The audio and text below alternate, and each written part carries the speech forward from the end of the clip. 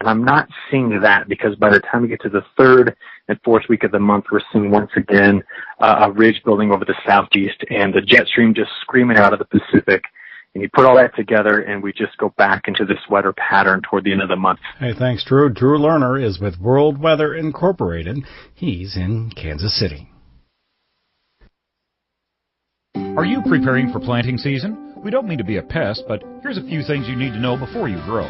The Illinois Department of Agriculture now requires special local needs labels, including new restrictions for the use of herbicide dicamba on top of soybeans in Illinois for the 2019 growing season. Did you know these additional restrictions go beyond federally approved labels? Remember, the label is the law. To find out more about these Illinois-specific labels, visit ilfb.org/label-aware. Spring is here and things are buzzing. Farmers and pollinators are working together to help feed us. In fact, 1 out of every 3 bites of food we eat exists because of bees, butterflies, birds, bats, and other insects. Pollinators are important to our food system and the ecosystem overall. That's why farmers and those in the agricultural industry are working together to protect pollinators through education, research, and conservation efforts. Visit ilagformonarchs.org to join the buzz. That's ilagformonarchs.org.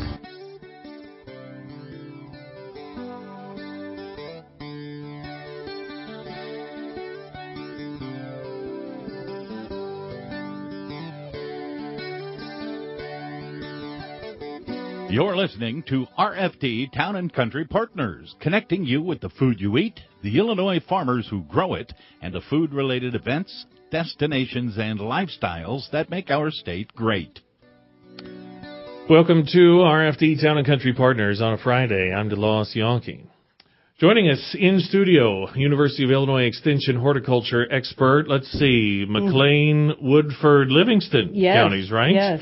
Kelly Alsop is joining us. Thanks for coming in. Yes, I serve all 3 counties, and I never work over 40 hours a week. I don't believe that for 1 second.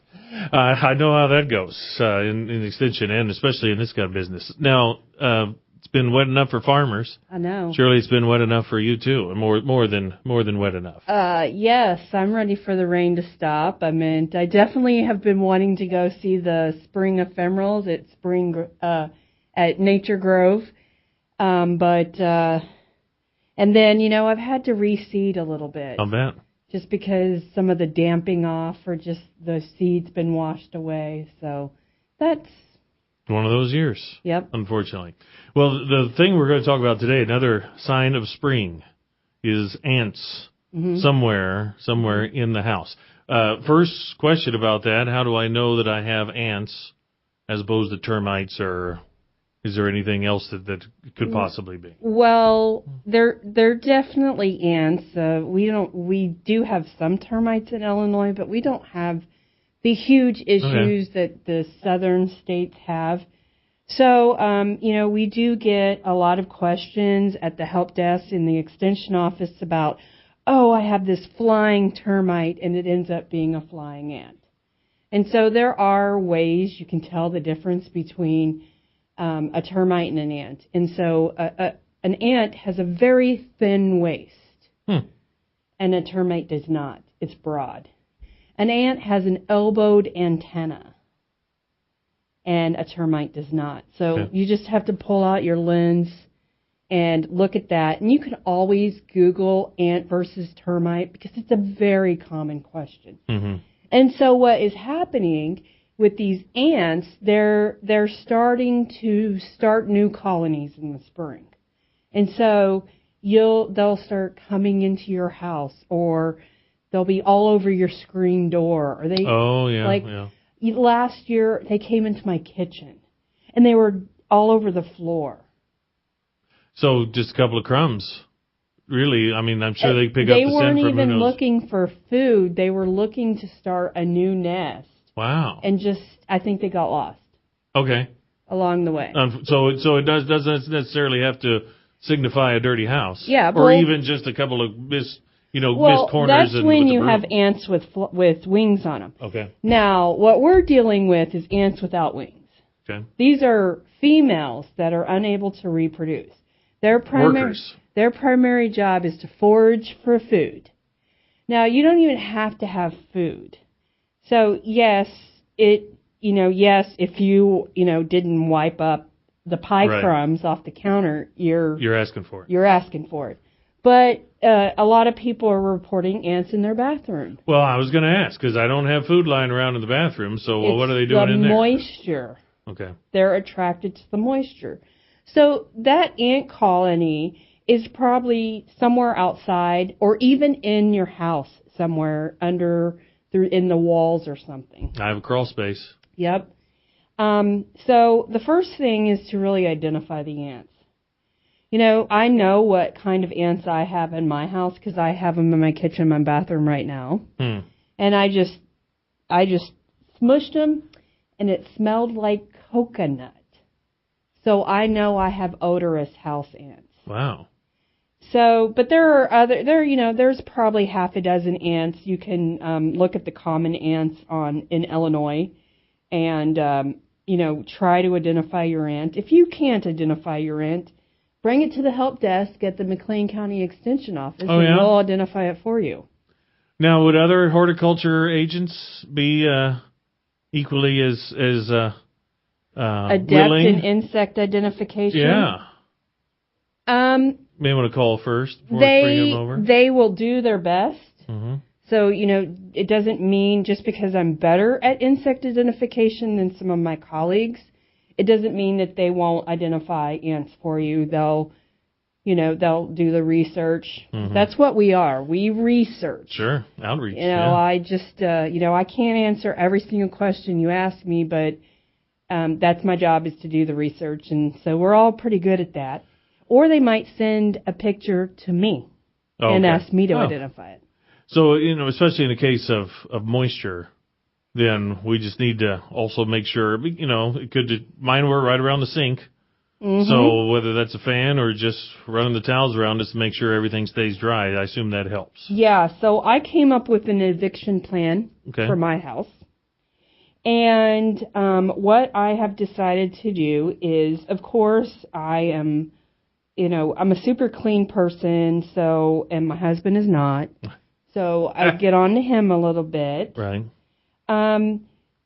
So I secured a little bit better food storage. One of the things that I'm doing is running the fan in the bathroom after showers, just to prevent that moisture from building up. Another thing that I do is like bleach and water on the counter, but that's only fleeting. It doesn't stop them. What it's supposed to do is mask over their trails, but it only, gets rid of them for a couple of hours.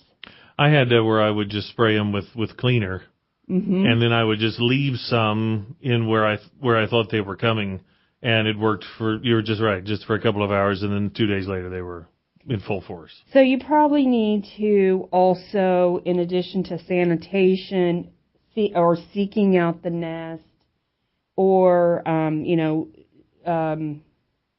the changing of the moisture content in your bathroom. You might want to use what we call sweet baits. Okay.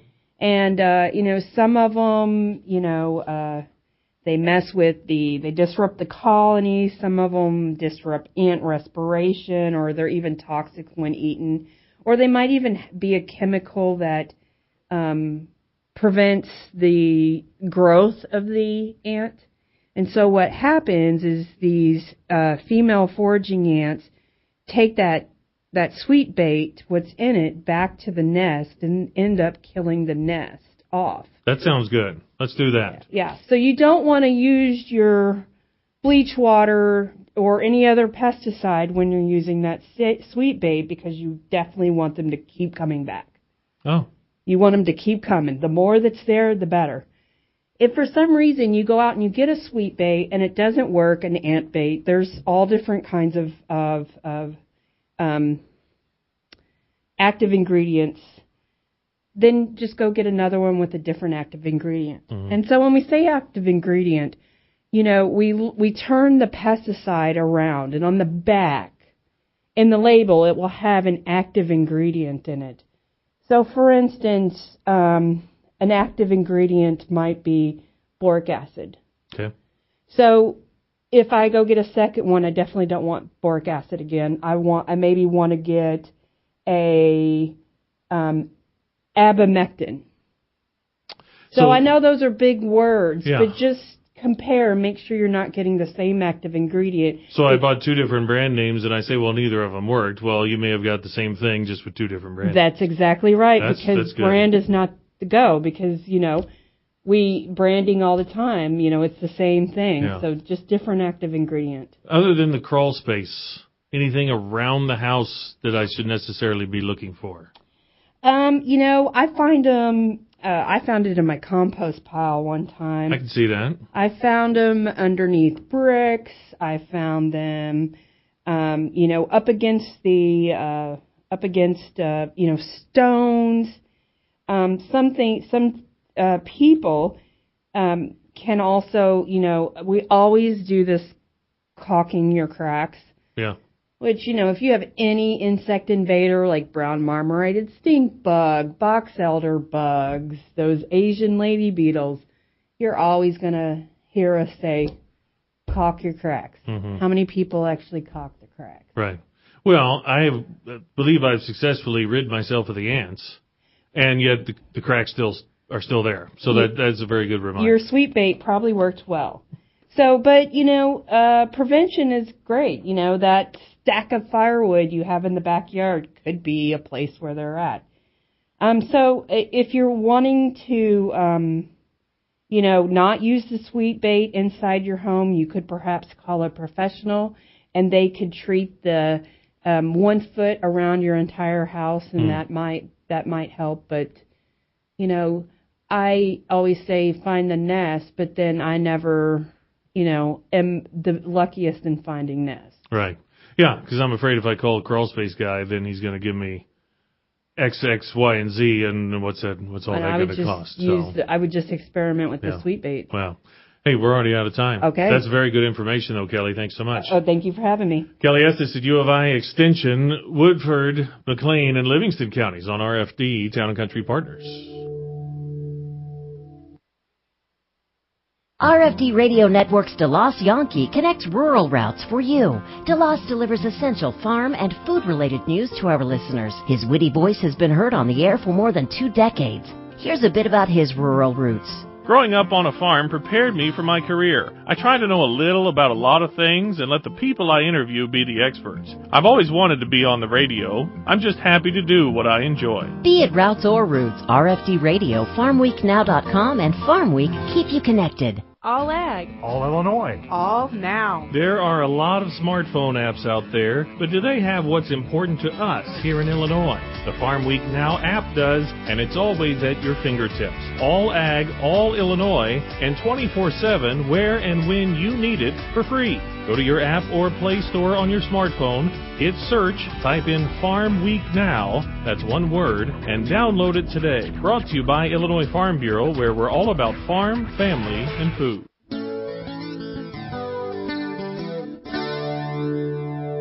Welcome to Jim Crowley Outdoors here on the RFD Radio Network. Hey, here's some bait that doesn't stink. Did you know Illinois Farm Bureau members can get discounts on Grainger equipment and supplies, plus free shipping on all standard Grainger products? Find out more about membership at ilfb.org. Hey, with me from all the way from Lake Michigan. It's not really all the way from Lake Michigan, but from Griffin Sport Fishing Charters is Brian Griffin.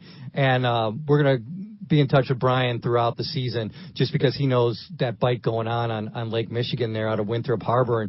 And Brian, you said the cohos are just starting to show up, right? Yeah, Jim, the cohos are just starting to show up here. Every day we're picking up a few more. But it is about a week away from getting hot. Now, is this usually on time, or is it a little earlier, a little later than usual? I would say we're right on track as of right now. It's normal for them to just start showing up. But by the first week of May, we're starting to get busy, and the fish are keeping us busy. So what can somebody books a trip, and folks, we'll give you some more information here in a little bit how you can do that with Brian, because he is very good. And what can they expect, Brian? So they come out on the boat, and they're going to get their license from you, and then what happens?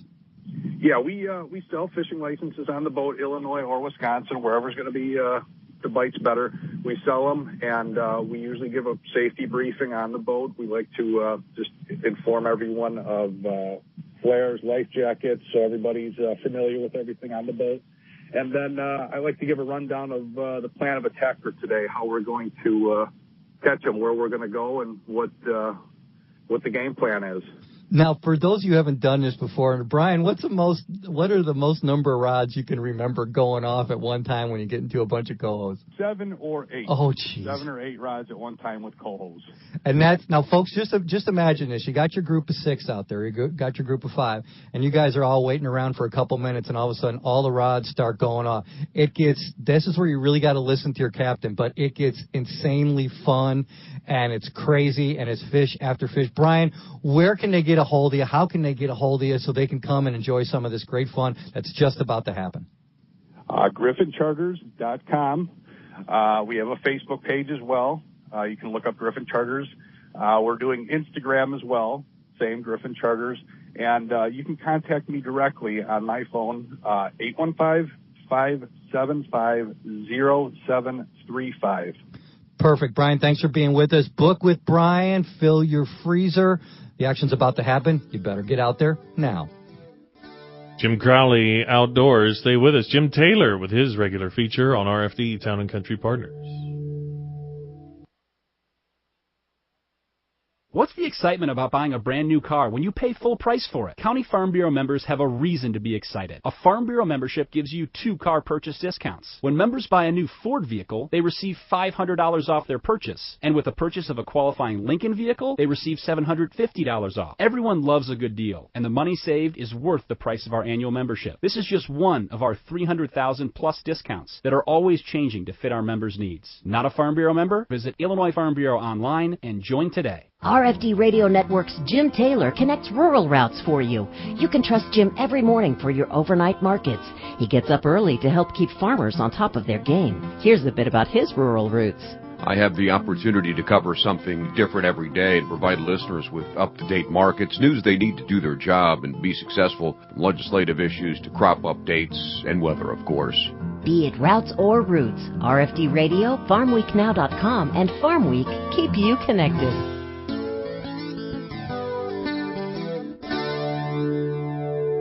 Jim Taylor back on the RFD Radio Network. Time for our weekly IHSA segment on Town and Country Partners.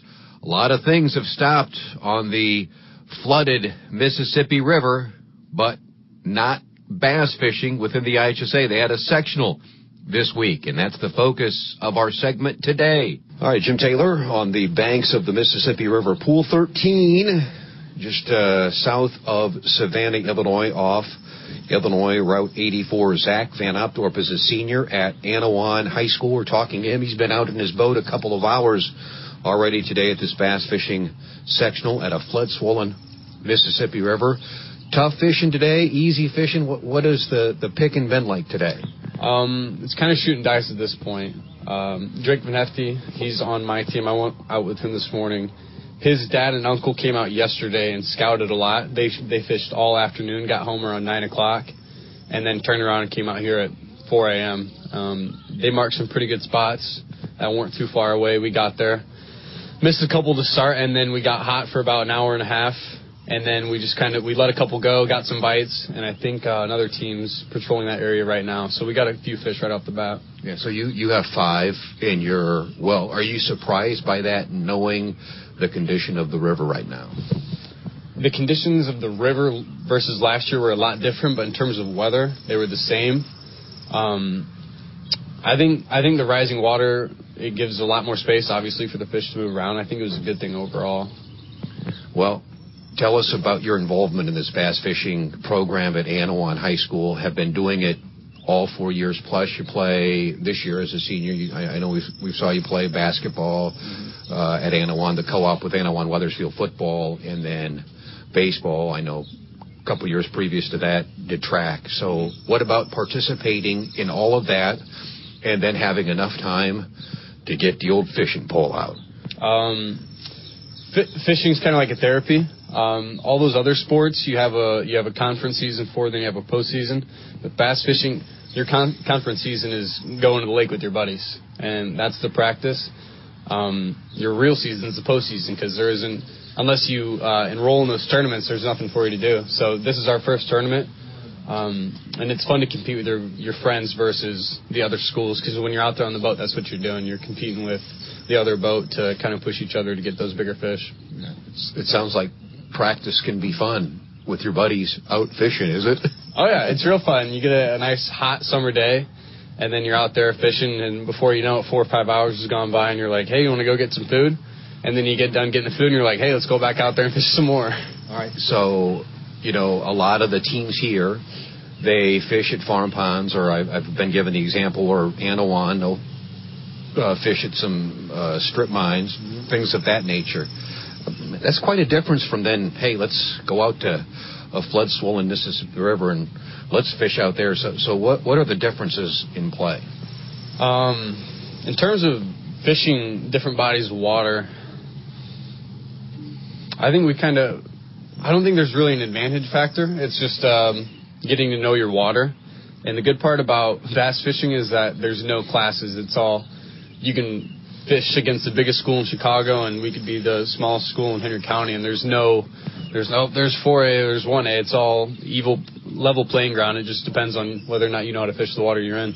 Now, are there any tricks of the trade or anything that has been handed down from your family fishing-wise that you can tell us about? My brother Bo loves to fish. He's told me a lot of things about just whether or not it's just how to rig up a finesse worm, or just where to throw, or how to throw a cast, or stuff like that. But there's a couple of things I could tell you, but you might be a little upset about that. Okay, the family secret, you can't pass that on. I get that, Zach Van Upthorpe, I get that. And then today when we're talking, there's really no, like in the Lincoln Trail Conference basketball schedule, you'll play 33 games. Yeah. So the bass fishing season, basically, there isn't 33 bass fishing matches. You may go out and fish strip mines or some farm ponds. But then for the sectional series, the state tournament series, you do get to get out and compete against some other teams or see other boats. How do you like that? That'd be awesome. If we could make it that far and get a good bag today and be able to do that, that'd be great. It'd be awesome for the team. I think it'd be our first time going to the state bass fishing tournament, which firsts are great. That'd be awesome to be a part of, yeah. And just to ask the question better, but just today, is the situation where you get to fish against other local area schools compared to just basically fishing on your own in farm ponds and strip mines. So what is that like, or just getting the opportunity to fish against other schools? It's awesome. Definitely, it makes you focus a little bit more on different approaches and where you think the fish might be. We were out there for 2 hours this morning, and I think a couple boats caught on to us catching fish, and they slowly started to creep in on us, and we kind of had to beat them off our spot, for lack of a better phrase. All right, there are rivalries in bass fishing, too. We're finding that out today. All right, Zach Van Opdorp involved in a lot of different activities, a kid that plays basketball and football and baseball and has time for bass fishing. Enjoy the rest of your day of fishing today. Thank you. Appreciate it. Zach Van Opdorp, Anawan High School, joining us. Again, that conversation recorded Thursday at the IHSA Bass Fishing Sectional. The three teams advancing from that site on to state: Moline, 5 fish, 19 pounds, 2 ounces. Geneseo, 18 pounds, 4 ounces. And Sterling Newman Central Catholic, 16 pounds, 9 ounces. That involves 5 fish in each of those boats. Those three teams on to state at Carlisle Lake, May 17th and the 18th. I'm Jim Taylor on the RFD Radio Network. Thank you, Jim. Everyone have a great and safe weekend. For Rita Frazier.